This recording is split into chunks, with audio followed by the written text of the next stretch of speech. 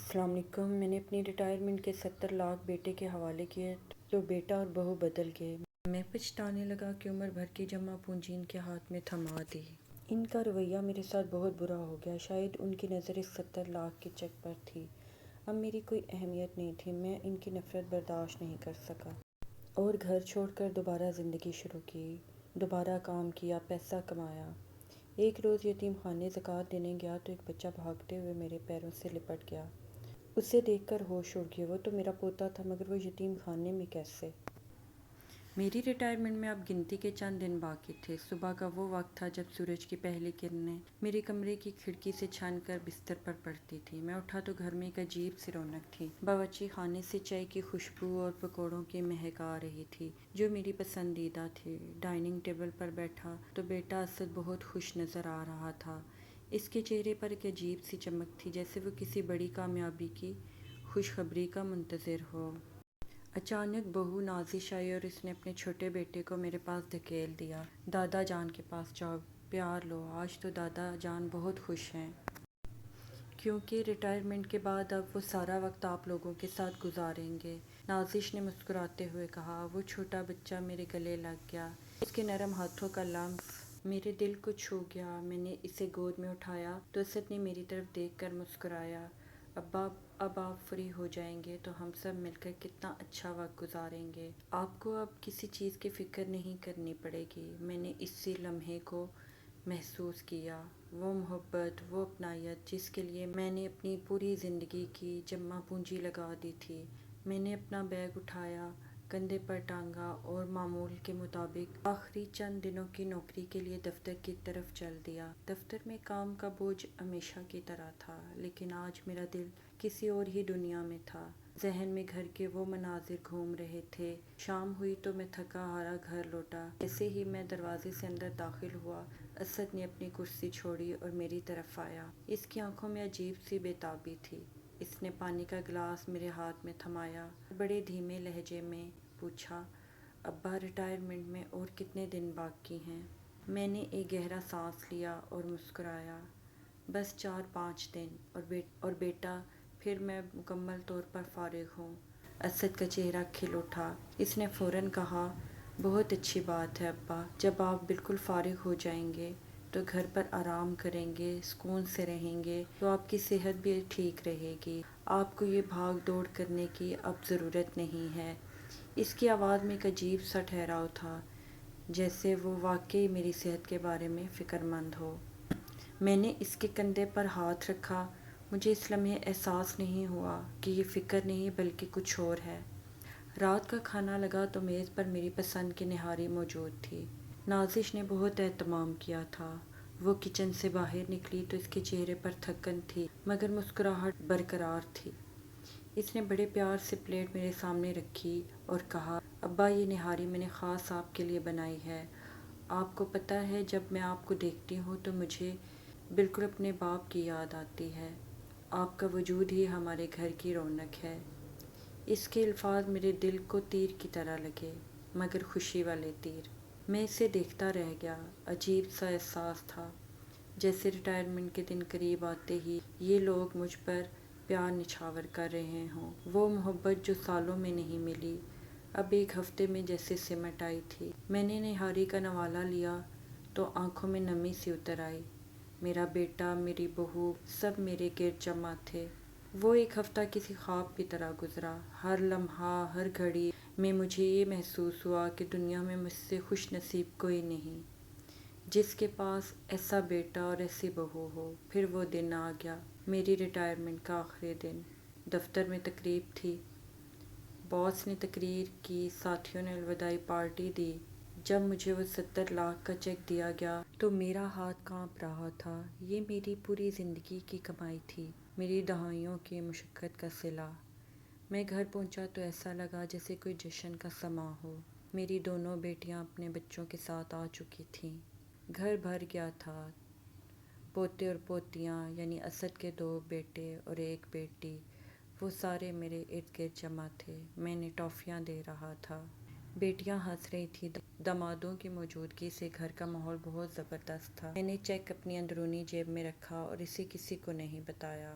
میں چاہتا تھا کہ اسے صحیح وقت پر صحیح طریقے سے استعمال کروں، حالانکہ پہلے میں نے اسد کو اشارہ دیا تھا، مگر آج میں نے چپ سادھ لی۔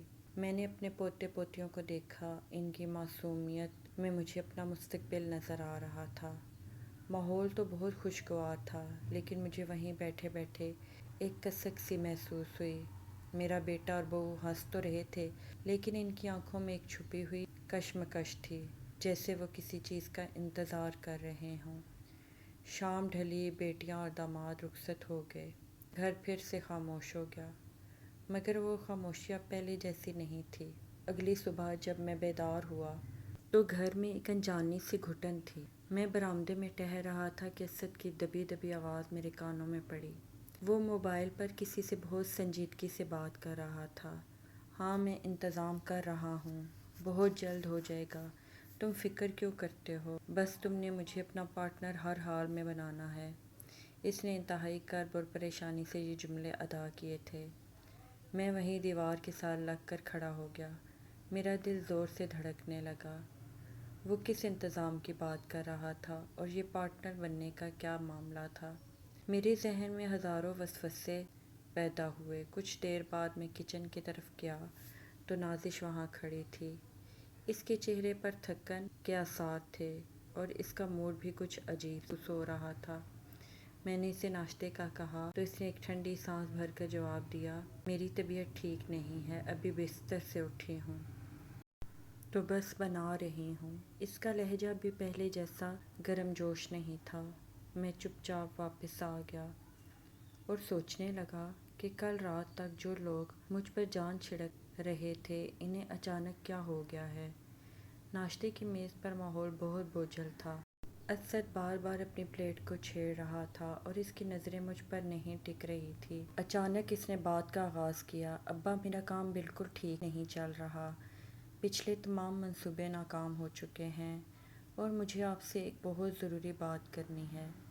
میں نے اسے غور سے دیکھا تو وہ کہنے لگا کہ وہ ایک نیا کاروبار شروع کرنے کا ارادہ رکھتا ہے اور اس بار اسے مکمل یقین ہے کہ کامیابی ملے گی، مگر اسے ابتدائی سرمایہ کاری کے لیے پیسوں کی اشد ضرورت ہے۔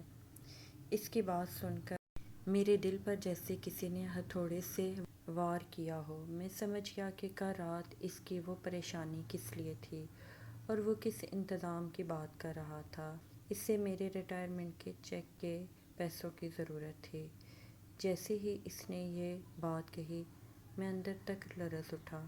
مجھے یہ احساس ہو کر شدید دھچکا لگا کہ وہ میری ریٹائرمنٹ کے دن کا اسی لیے انتظار کر رہے تھے کہ کب میرے ہاتھ میں وہ بڑی رقم آئے اور کب وہ اسے ہتھیا سکے۔ میں نے اسے دیکھا تو میرا دل خون کے آنسو رو رہا تھا۔ مجھے اس بات کا دکھ نہیں تھا کہ وہ پیسے مانگ رہا ہے، بلکہ یہ دکھ تھا کہ وہ کل تک میرے ساتھ جو پیار دکھا رہے تھے، وہ سب ایک ڈرامہ تھا۔ انہوں نے مجھ سے پیار نہیں کیا تھا، بلکہ میری جیب میں موجود اس 70 لاکھ کے چیک سے محبت تھی۔ میں میز پر بیٹھا تھا اور خود کو ایک مجرم کی طرح محسوس کرنے لگا۔ مجھے لگا کہ وہ دل ہی دل میں یہ سوچ رہے ہوں گے کہ یہ بوڑھا اب ریٹائر ہو چکا ہے، مگر اپنی دولت پر سام بن کر بیٹھا ہے۔ اس خیال نے مجھے شدید شرمندگی میں مبتلا کر دیا کہ میرا اپنا بیٹا مجھے کیا سمجھتا ہوگا۔ میں ایک شرمندہ بزرگ کی طرح سر جھکائے بیٹھا رہا۔ اسد اور نازش کی نظریں مجھ پر جمی رہیں اور ان کی آنکھوں میں ایک ایسی پیاس تھی جو صرف دولت سے بجھ سکتی تھی۔ میں اٹھا اور لڑکھڑاتے قدموں سے اپنے کمرے میں چلا گیا۔ کمرے میں جا کر میں نے الماری کھولی اور وہ 70 لاکھ کا چیک نکالا۔ اسے دیکھتے ہی میری آنکھوں سے 2 قطرے آنسوؤں کے گر گئے۔ میں نے بڑی امیدوں سے یہ رقم اپنے بڑھاپے کے سہارے کے لیے رکھی تھی تاکہ مجھے کسی کے سامنے ہاتھ نہ پھیلانا پڑے، مگر آج وہی رقم میرے بیٹے کے لالچ کی بھینٹ چڑھ رہی تھی۔ میں نے گہرا سانس لیا اور سوچا کہ شاید یہی میرے باپ ہونے کا فرض ہے کہ میں اپنی اولاد کی خوشیوں کے لیے خود کو مٹا دوں۔ میں نے خود پر ایک مصنوعی مسکراہٹ سجائی اور باہر آ گیا۔ میں نے اسد کے سامنے وہ چیک رکھا تو اس کی آنکھوں میں ایک ایسی چمک آئی جو اس کے پورے وجود میں پھیل گئی۔ اس نے بڑی بےتابی سے وہ چیک اٹھایا اور اپنے سینے سے لگا لیا۔ نازش کے چہرے پر بھی فاتحانہ مسکراہٹ آ گئی۔ اسد نے خوشی خوشی وہ چیک قبول کر لیا، جیسے اسے دنیا کی سب سے بڑی دولت مل گئی ہو۔ مجھے لگا کہ اب سب ٹھیک ہو جائے گا، اور ان کی خوشی دیکھ کر میں نے اپنے تمام خدشات کو دفن کر دیا۔ میں نے سمجھا کہ اب یہ خوشیاں ہمیشہ رہیں گی، کیونکہ میں نے ان کی بات پوری کر دی ہے۔ مگر میں یہ نہ جان سکا کہ میں نے اپنے ہاتھوں سے ہی اپنی تباہی کا سامان تیار کر لیا ہے۔ میں نے انہیں صرف پیسے نہیں دیے تھے، بلکہ اپنی عزت اور اپنے سکون کا سودا کر لیا تھا۔ اب وہ وقت پلٹنے والا تھا جس کا مجھے ذرا بھی اندازہ نہیں تھا۔ کچھ دن تو سب ٹھیک رہا، گویا انہوں نے میری دی ہوئی رقم کے نشے میں میرے ساتھ کچھ دن گزار لیے۔ مگر چوتھے دن صبح جب میری آنکھ کھلی تو کمرے میں سناٹا تھا۔ پہلے 2-3 دن تو نازش ناشتہ میرے کمرے میں ہی دے کر جاتی تھی، کیونکہ میری طبیعت کچھ ناساز تھی۔ مگر آج کافی دیر ہو جانے کے بعد بھی کوئی نہیں آیا۔ میں بوجھل قدموں کے ساتھ باہر نکلا تو ڈائننگ ٹیبل پر سب ناشتہ کر کے اٹھ چکے تھے۔ میرا بیٹا کام پر جا چکا تھا اور بچے اسکول نکل گئے تھے۔ نازش کچن میں برتن سمیٹ رہی تھی۔ میں نے اسے دیکھ کر دبی آواز میں ناشتے کا پوچھا تو اس نے تیزی سے مڑ کر میری طرف دیکھا اور گویا مجھ پر انگارے برسانے لگی۔ ایک تو آپ سارا دن پلنگ توڑتے رہتے ہیں اور اوپر سے صبح سویرے ناشتہ مانگنے آ گئے ہیں۔ اس وقت کہاں تھے جب سب ناشتہ کر رہے تھے؟ اب میرے پاس وقت نہیں ہے کہ آپ کے لیے الگ چولہا جلاؤں۔ اب آپ دوپہر کو ہی کھائیے گا۔ میں نے واشنگ مشین لگائی ہوئی ہے اور گھر کے کاموں سے فرصت نہیں ہے۔ اس نے ایک ہی سانس میں یہ سب کچھ کہا اور دوبارہ اپنے کام میں مگن ہو گئی۔ اس کی آواز کا وہ تلخ لہجہ میرے دل میں چبھ گیا۔ میں لڑکھڑا کر وہیں کرسی پر بیٹھ گیا۔ میرا دل خراب ہونے لگا۔ میں نے سوچا کہ یہ کیا ہو رہا ہے؟ کیا ان پیسوں کے چیک نے میرے بیٹے اور بہو کی آنکھوں میں ایسی پٹی باندھ دی ہے کہ انہیں میری بھوک بھی نظر نہیں آ رہی؟ میرے کمرے میں واپسی کا سفر جیسے میلوں لمبا ہو گیا تھا۔ لاشعور مجھے بار بار یہ کہہ رہا تھا کہ تم نے اپنی جمع پونجی دے کر بہت بڑی غلطی کی ہے، مگر میرا دل ابھی بھی اپنے بیٹے کے دفاع میں دلیلیں تراش رہا تھا۔ شاید یہ کام کا دباؤ ہو، شاید بہو سچ میں تھکی ہوئی ہو، اس لیے اس نے ایسا کہا ہوگا۔ میں نے خود کو پازیٹیو رکھنے کی پوری کوشش کی، مگر معاملات تھے کہ نیگیٹو ہوتے جا رہے تھے۔ 2 دن بعد کا منظر تھا۔ میں ناشتے پر خود ہی باہر آ گیا، کیونکہ اگر میں نہ آتا تو مجھے دوپہر تک بھوکا رکھا جاتا تھا۔ اسد میز پر بیٹھا فون پر کسی سے جھگڑ رہا تھا۔ میں نے ہمت کر کے اس کے سامنے دوائیوں کی پرچی رکھی اور دبی آواز میں کہا کہ بیٹا یہ دوائیں ختم ہو گئیں، کچھ پیسوں کا انتظام کر دو۔ اس نے میری بات سن کر موبائل میز پر دے مارا اور غصے سے بولا، ابا ابھی میرے پاس کوئی پیسے نہیں۔ آپ کو سمجھ نہیں آتی کہ کام میں کتنا نقصان ہو رہا ہے؟ میرے پاس نہ تو پیسے ہیں اور نہ ہی اتنا وقت ہے کہ آپ کی دوائیوں کے چکر کاٹتا پھروں۔ آپ اپنے معاملات خود دیکھا کریں۔ اس نے ناشتہ بھی پورا نہیں کیا اور غصے میں گھر سے باہر نکل گیا۔ میں میز پر بیٹھا اس کے جانے کا منہ تکتا رہ گیا اور پیچھے سے نازش کی آواز آئی، ناراض کر دیا نا آپ نے انہیں؟ ہر وقت آپ ایسا ہی کرتے ہیں۔ یہ بوڑھے لوگ ہوتے ہی ایسے ہیں، ہر کسی کی زندگی میں زہر گھولتے ہیں، کسی کو سکون سے نہیں رہنے دیتے۔ اس کے الفاظ میرے کانوں میں سیسا بن کر پگھل رہے تھے۔ کچھ دن بعد میرا ایک پرانا دوست مجھ سے ملنے گھر آیا۔ وہ میرے ساتھ برسوں تک کام کر چکا تھا۔ میں نے اسے مہمان خانے میں بٹھایا اور نازش کو آواز دی کہ چائے لے آؤ، پرانے ساتھی آئے ہیں۔ وہ کچن سے نکلی تو اس کے چہرے پر ناگواری تھی۔ اس نے میرے دوست کی طرف دیکھے بغیر اونچی آواز میں کہا، اپنے دوستوں کو باہر ہوٹل پر لے جایا کریں۔ میرے پاس فضول کا وقت نہیں ہے کہ میں آپ کے مہمانوں کے لیے چائے بناتی پھروں۔ میں کوئی آپ کی ملازمہ نہیں ہوں جو سارا دن آپ کے دوستوں کی خاطر مدارت کروں۔ میرے دوست کے سامنے میری تذلیل ہوئی۔ میں پانی پانی ہو گیا میں نے اسے اٹھنے کا اشارہ کیا اور کہا کہ چلو باہر ہوٹل پر چلتے ہیں، مگر وہ میرے حال کو دیکھ کر بولا، نہیں یار، کوئی بات نہیں، چاہے کوئی ضروری تو نہیں ہے، میں تو بس تجھ سے ملنے آیا تھا۔ خیر ہے، وہ چلا گیا، مگر اس کی نظروں میں موجود ہمدردی میرے لیے کسی تمانچے سے کم نہ تھی۔ اسی دوران زندگی اور بھی تلخ ہوتی گئی۔ ایک دن میں نے اپنے چھوٹے پوتے کو پیار سے گود میں اٹھانے کی کوشش کی تو نازش جھپٹ کر آئی اور میرے ہاتھوں سے اسے چھین لیا۔ اس نے چیخ کر کہا، آپ کی طبیعت ٹھیک نہیں رہتی، آپ کو کھانسی کا دورہ پڑتا ہے، میرے بچے کو مت اٹھایا کریں، آپ کے جراثیم اسے بیمار کر دیں گے۔ اس کے بعد اس نے وہ جملہ کہا جس نے میری رہی سہی ہمت بھی توڑ دی، کل رات آپ اتنا کھانسے کہ میرا بیٹا سو نہیں پایا۔ آپ کو اتنی عقل تو ہونی چاہیے کہ معصوم بچوں سے دور رہیں۔ میں نے پاس بیٹھے اسد کی طرف دیکھا کہ شاید وہ اپنی بیوی کو ٹوکے، مگر وہ اپنے موبائل میں مگن رہا اور بغیر سر اٹھائے بولا، نازش ٹھیک ہی کہہ رہی ہے ابا، آپ کی وجہ سے بچے بہت ڈسٹرب رہتے ہیں، بس آپ اپنے کمرے تک ہی محدود رہا کریں، اب آپ کی عمر ایسی نہیں کہ ہر جگہ گھومتے پھریں۔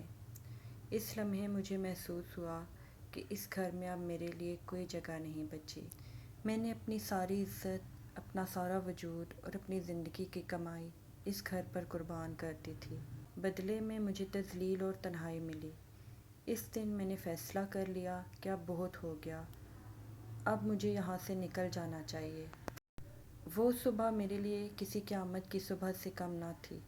رات بھر کروٹیں بدلتے ہوئے میں نے فیصلہ کر لیا تھا کہ اس گھر میں اب میرا کوئی ٹھکانہ نہیں۔ میری موجودگی میرے بیٹے اور بہو کے لیے زہر بن چکی ہے۔ سورج کی پہلی کرن کمرے میں داخل ہوئی تو میں بستر سے اٹھا۔ میری کمر میں درد تھا اور دل میں ایک ایسی خلش جو کسی دوائی سے ٹھیک نہیں ہو سکتی تھی۔ میں نے اپنا پرانا بیگ الماری سے نکالا اور اپنے چند ضروری کپڑے اس میں ڈالنے لگا۔ ہر چیز کو چھوتے ہوئے مجھے اپنی بیوی کی یاد آ رہی تھی جو اب اس دنیا میں نہیں تھی۔ اس کی رکھی ہوئی چیزیں مجھے اپنی طرف کھینچ رہی تھی۔ میں نے الماریاں کھولی، اس کے دوپٹے کو چوما اور اسے واپس وہیں رکھ دیا۔ مجھے ایسا محسوس ہو رہا تھا جیسے میں اپنے ہاتھوں سے اپنی زندگی کی آخری نشانیوں کو الوداع کہہ رہا ہوں۔ کمرے سے باہر نکلا تو گھر میں ایک عجیب سی خاموشی تھی۔ میں نے سوچا کہ گھر سے نکلنے سے پہلے اپنے پوتے پوتیوں کو ایک بار جی بھر کر دیکھ لوں۔ میں صحن میں آیا، وہ بچے کھلونوں سے کھیل رہے تھے۔ میں ان کے پاس گیا تو نازش کی نظر مجھ پر پڑی۔ اس کے ماتھے پر بل پڑ گئے۔ وہ تیزی سے میرے پاس آئی اور بچوں کو وہاں سے ہٹا کر کہنے لگی، آپ کو کتنی بار کہا ہے کہ یہاں نہ آیا کریں، صبح صبح پھر آپ کے جراثیم بچوں کو لگ جائیں گے۔ میں نے ایک گہری سانس لی اور لرزتی آواز میں کہا، میں بس آج آخری بار انہیں ملنے آیا ہوں، اب میں دوبارہ تمہیں تنگ نہیں کروں گا، میں جا رہا ہوں، ہمیشہ کے لیے۔ وہ میری بات سن کر ہنسی، ایک طنزیہ اور کرخت ہنسی۔ وہ بولی، کہہ تو ایسے رہے ہیں جیسے آپ کا وقت آ گیا ہے اور آپ جا رہے ہیں، جائیں، کس نے آپ کو روکا ہے؟ آپ کو لگتا ہے کہ آپ کے بغیر یہ گھر ادھورا رہ جائے گا؟ اس نے میری بے بسی کا مذاق اڑایا اور وہاں سے چلی گئی۔ میں واپس اپنے کمرے میں آیا اور تھوڑی دیر بیٹھ کر گھر کا جائزہ لینے لگا۔ میں نے چھت پر جا کر دیکھا، وہ چھت جہاں کبھی ہم نے اپنی زندگی کے بہترین لمحات گزارے تھے۔ میں نے صحن میں رکھی وہ کرسی دیکھی جس پر بیٹھ کر میں اخبار پڑھا کرتا تھا۔ ہر چیز مجھے پکار رہی تھی، ہر دیوار میں میرا پسینہ شامل تھا۔ میری آنکھوں سے آنسوں کی جھڑی لگ گئی تھی۔ مجھے پیاس لگی تو میں نے سوچا کہ گھر سے نکلنے سے پہلے ایک گلاس پانی پی لوں، شاید زندگی میں دوبارہ اس گھر کا پانی نصیب نہ ہو۔ میں کچن کی طرف گیا، نازش وہاں موجود تھی۔ میں نے کانپتے ہوئے کہا، بیٹی مجھے پیاس لگی ہے، کیا ایک گلاس پانی مل سکتا ہے؟ مجھے بہت دور پیدل چل کر جانا ہے، شاید کہیں ٹھکانہ مل جائے۔ اس نے ایک گلاس اٹھایا اور باہر نلکے کے نیچے لگا دیا۔ اس نے مجھے فریج کا ٹھنڈا پانی دینے کے بجائے نلکے کا گرم پانی دے کر میرے ہاتھ میں تھما دیا اور منہ بنا کر بولی، فریج کا پانی اتنا فالتو نہیں ہے کہ آپ کے لیے ضائع کرو، نلکے کا پانی پئیں، یہ آپ کے لیے کافی ہے۔ میرے ہاتھ سے گلاس لرزنے لگا۔ میں نے وہ پانی وہیں سنک کے پاس رکھ دیا، ایک قطرہ نہیں پیا۔ میں نے اسے دیکھا اور بغیر کچھ کہے اپنے کمرے میں آ گیا۔ اس لمحے مجھے احساس ہوا کہ اب میری اس گھر میں حیثیت ایک غیر اور بوجھ سے زیادہ کچھ نہیں۔ دوپہر کا وقت ہوا تو گھر میں سناٹا چھا گیا۔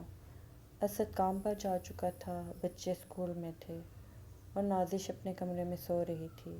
یہ میرے لیے گھر سے نکلنے کا بہترین موقع تھا۔ میں نے اپنا بیگ اٹھایا اور آخری بار اپنے کمرے کو دیکھا۔ دروازے کی کنڈی لگائی تو مجھے لگا جیسے میں اپنی ہی قبر پر مٹی ڈال رہا ہوں۔ میں نے گھر کے گیٹ کو ایک بار مڑ کر دیکھا، اس دہلیز کو جہاں میں نے کتنے خواب دیکھے تھے۔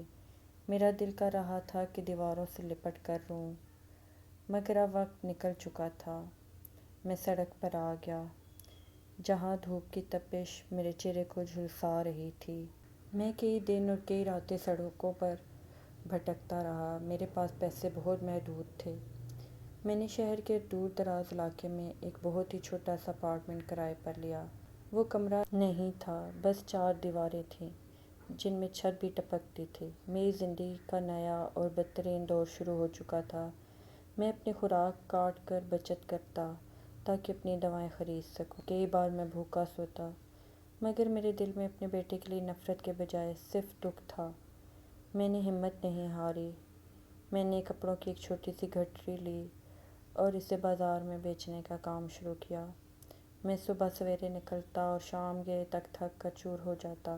کبھی کبھی گرمی میں میرا سر چکرا جاتا تھا تو میں کسی پیڑ کے نیچے بیٹھ جاتا اور سوچتا کہ کیا میرے بیٹے کو میری یاد آتی ہوگی؟ کیا وہ کبھی سوچتا ہوگا کہ اس کا باپ کس حال میں ہے؟ میری محنت آہستہ آہستہ رنگ لانے لگی۔ میں نے کپڑے کے چھوٹے چھوٹے آرڈر لینا شروع کر دیے۔ میں نے اپنی پوری زندگی کے تجربے کو اسی کام میں جھونک دیا۔ میں نے ایک ایک پیسہ جوڑا، مہینے گزرتے گئے، سال کا ایک بڑا حصہ بیت گیا۔ میں نے اپنی چھوٹی سی دکان کا آغاز کیا، جہاں میں خود بیٹھ کر کپڑے بیچتا تھا۔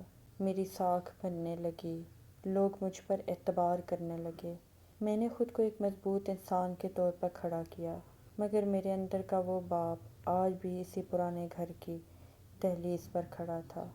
میں جب بھی کسی بچے کو دیکھتا، میری نظریں اسد کے بچوں کو ڈھونڈتیں۔ 5 مہینے اسی طرح گزرے جیسے 5 صدیاں بیت گئی ہوں۔ میں نے اپنے آپ کو کام میں اتنا مصروف کر لیا تھا کہ اپنی تنہائی کو بھول سکوں، مگر رات کا سناٹا جب مجھے گھیر لیتا تو میں اپنی قسمت کو روتا۔ میں نے اس عرصے میں ایک بار بھی اپنے بیٹے کو مڑ کر نہیں دیکھا۔ میں نے اپنی انا کو مار کر اپنا آپ بنایا، مگر میرے دل کا زخم آج بھی تازہ تھا۔ اب میں اس مقام پر پہنچ چکا تھا جہاں میں یتیم خانے میں عطیات دینے کا سوچ رہا تھا۔ اگلے دن میں نے یتیم خانے جانے کا پلان بنایا۔ میں بہت سارے کھلونے اور دوسری کھانے پینے کی چیزیں بھی لے کر گیا تھا۔ میں جب وہاں پر گیا تو یتیم خانے میں بہت سے بچے تھے جو صحن میں ادھر ادھر کھیل رہے تھے۔ میں نے انہیں دیکھا تو مجھے اپنے پوتے یاد آئے اور میری آنکھوں میں نمی آ گئی، اور مجھے اپنا بیٹا بھی یاد آیا کہ اس نے ایک بار بھی مجھے نہیں ڈھونڈا کہ آخر اس کا باپ گیا کہاں۔ میں صحن میں کھڑا ابھی کچھ بچوں کو کھانے پینے کی چیزیں دے ہی رہا تھا، ایک بچہ دوڑتا ہوا آیا اور میرے پیروں سے لپٹ گیا۔ جب میں نے نیچے دیکھا تو اس کا چہرہ دیکھ کر میری آنکھوں سے زاروں کے تار آنسو بہنے لگے، کیونکہ وہ اور کوئی نہیں بلکہ میرا چھوٹا پوتا تھا۔ میں نے اس بچے کو اپنی گود میں اٹھا لیا۔ میرا دماغ پھٹ رہا تھا، مجھے کچھ سمجھ نہیں آ رہا تھا کہ یہ کیا ہو رہا ہے، آخر یہ یہاں تک کیسے پہنچ گیا۔ میں نے اس سے پوچھا تو اس نے کچھ نہیں بتایا، بس وہ روئے جا رہا تھا، مگر میں اتنا جانتا تھا کہ اس نے مجھے پہچان لیا ہے۔ ایسے تو آ کر میری ٹانگوں سے نہیں لپٹ گیا۔ یتیم خانے کی نگران خاتون نے جب مجھے اس کے گھر کی تباہی کی کہانی سنائی تو میرے پیروں تلے سے زمین نکل گئی۔ وہ بتا رہی تھی کہ یہ بچہ یہاں اس حال میں لایا گیا تھا کہ اس کے جسم پر کپڑے بھی ڈھنگ کے نہیں تھے، اور اسے لانے والی عورت میری بہو نازش تھی جو خود بھی کسی لاش کی طرح بے جان لگ رہی تھی۔ میں اس بچے کو سینے سے لگائے یتیم خانے سے نکلا اور اس پرانے گھر کی طرف بھاگا جہاں میں کبھی اپنی زندگی کی بہترین یادیں چھوڑ کر آیا تھا۔ میرا دل زور سے دھڑک رہا تھا۔ مجھے امید تھی کہ شاید وہیں کہیں مل جائیں، مگر جب میں وہاں پہنچا تو وہ گھر بدل چکا تھا۔ دروازے پر لگے نام تبدیل ہو چکے تھے۔ ایک اجنبی شخص نے مجھے شک کی نگاہ سے دیکھا اور بتایا کہ یہ گھر تو کئی مہینے پہلے بک چکا ہے اور یہاں رہنے والے لوگ کہاں گئے اس سے کوئی علم نہیں۔ میں سڑکوں پر ایک پاگل کی طرح بھٹکتا رہا، ہر گزرتے انسان سے پوچھتا رہا، مگر ہر طرف سے مایوسی ملی۔ آخر کار مجھے خبر ملی کہ نازش اپنے میکے میں بہت ہی خستہ حال مکان میں رہ رہی ہے۔ جب میں وہاں پہنچا تو گھر کا دروازہ کھلا تھا۔ اندر کا منظر دیکھ کر میری چیخ نکل گئی۔ وہ نازش جو کبھی میرے گھر میں ملکہ بن کر رہتی تھی، جو مجھ پر تانے کستے ہوئے اپنی شان سمجھتی تھی، آج ایک معمولی نوکرانی کے کپڑوں میں گھر کی صفائی کر رہی تھی۔ اس کے چہرے کی رونق ختم ہو چکی تھی، آنکھوں میں گہرے گڑھے پڑ چکے تھے اور ہاتھوں میں زخموں کے نشان تھے۔ مجھے دیکھتے ہی وہ پتھر ہو گئی۔ اس نے مجھے پہچانا، مگر اس میں اتنی ہمت نہیں تھی کہ وہ مجھ سے نظریں ملا سکے۔ وہ میرے قدموں میں گر پڑی اور زاروں کے تار رونے لگی۔ اس کی سسکیاں اتنی دلخراش تھی کہ در و دیوار بھی رو پڑے۔ اس نے مجھے بتایا کہ وہ دن جب میں نے گھر چھوڑا تھا، اس کے بعد سے ان پر برا وقت آ گیا تھا۔ اسد نے جس پارٹنر کے ساتھ کاروبار کیا تھا، اس نے اسے کسی بڑے فراڈ اور غیر قانونی کام میں پھنسا کر خود روپوش ہو گیا تھا۔ نازش نے روتے ہوئے بتایا کہ اسد جیل میں ہے اور گھر، زیورات، سب کچھ عدالت اور قرضوں کے نذر ہو گیا ہے۔ سب سے زیادہ دل دہلا دینے والی خبر یہ تھی کہ میرا ایک اور پوتا جو اس وقت بیمار تھا، علاج اور دوا نہ ملنے کے سبب دنیا سے رخصت ہو چکا تھا۔ میں یہ سن کر ساکت رہ گیا۔ میرے ہاتھ سے پوتا چھوٹ گیا اور میں وہیں زمین پر بیٹھ گیا۔ وہ نازش جس نے مجھے میرے ہی گھر سے نکال دیا تھا، آج میرے قدموں میں معافی کے لیے گڑ گڑا رہی تھی۔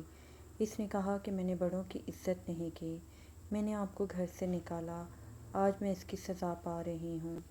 میرا دل جو زخموں سے بھرا تھا، اس لمحے پگھل گیا۔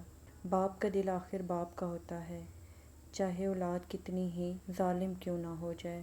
میں نے اسے اٹھایا اور تسلی دی۔ میں نے اپنے اثر و رسوخ استعمال کیے، اپنے کاروبار کی کمائی کو داؤ پر لگایا اور ایک بڑے وکیل کے ذریعے اسد کا کیس دوبارہ کھلوایا۔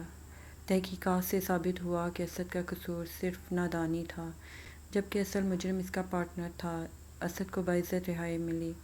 جس دن اسد جیل سے باہر نکلا، اس کا حلیہ بدل چکا تھا، وہ بالکل ٹوٹ چکا تھا، اس کے بالوں میں چاندی اتر آئی تھی اور وہ ایک بوڑھا انسان لگ رہا تھا۔ جب اس نے مجھے دیکھا تو وہ میری طرف نہیں آ سکا، بس سر جھکا کر کھڑا رہا۔ میں نے آگے بڑھ کر اسے سینے سے لگا لیا۔ میں ان سب کو اپنے نئے گھر میں لے آیا جو میں نے کچھ عرصہ پہلے ہی خریدا تھا۔ آج جب ہم سب ایک دسترخوان پر بیٹھتے ہیں تو خاموشی ہوتی ہے، مگر یہ خاموشی وہ نہیں جو میرے پرانے گھر میں ہوتی تھی۔ اس میں اب ایک گہرا احترام اور پچھتاوا ہے۔ اسد اور نازش اب مجھ سے نظریں ملاتے ہوئے بھی شرماتے ہیں۔ وہ میری ہر بات کو سر آنکھوں پر بٹھاتے ہیں۔ اس تجربے نے ہمیں زندگی کا وہ سبق سکھایا ہے جو بڑی بڑی کتابیں بھی نہیں سکھا سکتی۔ میرا پوتا جو اب میرے ساتھ رہتا ہے، وہ میری کھانسی سن کر اب مجھ سے دور نہیں بھاگتا، بلکہ میرے سر پر اپنا چھوٹا سا ہاتھ رکھ کر کہتا ہے، دادا جان آپ آرام کریں، میں ہوں نا آپ کے پاس۔ یہ الفاظ سن کر میری زندگی کی تمام تلخیاں مٹ جاتی ہیں۔ یہ کہانی دولت کی نہیں، یہ کہانی ہے رشتے کے تقدس کی، جسے ہم نے اپنی نا اور لالچ کی بھینٹ چڑھا دیا ہے۔ آج میں بوڑھا ہوں، لیکن اس گھر میں مجھے سکون ملتا ہے، کیونکہ میں نے اپنی اولاد کو اپنی غلطیوں اور ان کی غلطیوں کے ساتھ اللہ کے فضل سے پھر سے جوڑ لیا ہے۔ اب میری زندگی کا سفر اختتام کی طرف ہے، مگر مجھے خوشی ہے کہ میرا انجام تنہائی میں نہیں بلکہ اپنے پیاروں کے درمیان ہے۔ مزید اس طرح کے سبق آموز کہانیاں سننے کے لیے ہماری ویڈیو کو لائک کریں، شیئر کریں اور ہمارے چینل کو ضرور سبسکرائب کریں۔ شکریہ۔